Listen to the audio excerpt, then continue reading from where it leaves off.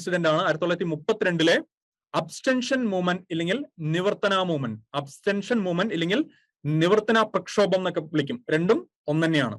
ഇത് നടക്കുന്നത് 1932 കാലഘട്ടത്ത് ട്രാവൻകൂറിൽ മാത്രം ഒതുങ്ങി നിന്ന ഒരു പോരാട്ടമാണ്, ഒരു സമരം ആണ് ഇത് അബ്സ്റ്റൻഷൻ മൂവ്മെന്റ് ഇല്ലെങ്കിൽ നിവർത്തന പ്രക്ഷോഭം. എന്താണ് ഇത് നടക്കാനുള്ള പ്രധാനപ്പെട്ട കാരണം?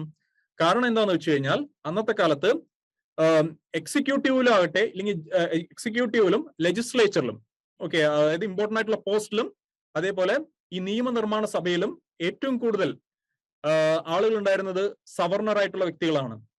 പ്രത്യേകിച്ച് പറയുകയാണെങ്കിൽ ബ്രാഹ്മണന്മാര്, ക്ഷത്രിയന്മാര്, നായർമാര്. ഇവര് ഹിന്ദു പോപ്പുലേഷൻ എടുക്കുകയാണെങ്കിൽ വളരെ മൈനോറിറ്റിയാണ് അവര്. എന്നാൽ എക്സിക്യൂട്ടീവിലും എക്സിക്യൂട്ടീവിലും ലെജിസ്ലേച്ചറിലും കൂടുതൽ ഇൻഫ്ലുവൻസ് ആർക്കുണ്ടായിരുന്നു? ഇവർക്കുണ്ടായിരുന്നു. കാരണം എന്താന്ന് വെച്ച് കഴിഞ്ഞാൽ അന്നത്തെ ഇപ്പൊ ശ്രീമൂലം പ്രജാസഭ അല്ലെങ്കിൽ ശ്രീ ചിത്ര സ്റ്റേറ്റ് കൗൺസിൽ ഒക്കെ എടുക്കുകയാണെങ്കിൽ അവിടെ വോട്ടിംഗ് റേറ്റ് ഇന്നത്തെ പോലെ 1 വോട്ടർ 1 വോട്ട് എന്നുള്ള സിസ്റ്റം അല്ല ഉണ്ടായിരുന്നത്.